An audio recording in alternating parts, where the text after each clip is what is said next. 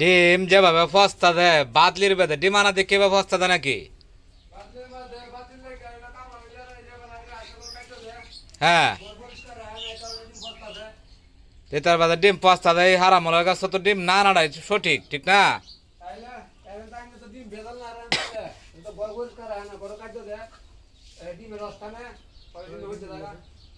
ইস, এরকম একটা ক্ষতিগ্রস্ত সকলেই দোয়া করবেন।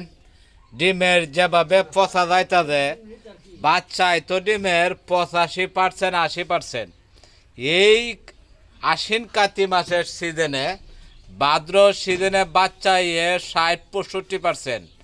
বাচ্চার দর তো এমনিতে হয়েছে না, কারণ ডিমের যেমন মাইট যায় এই কারণে বাচ্চার সংখ্যা কমাইয়ে।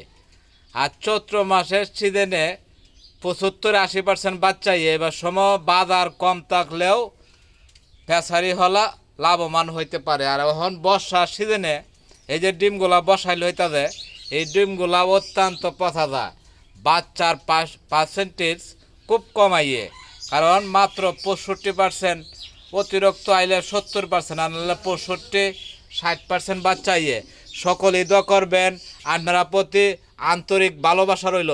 আসসালামু আলাইকুম।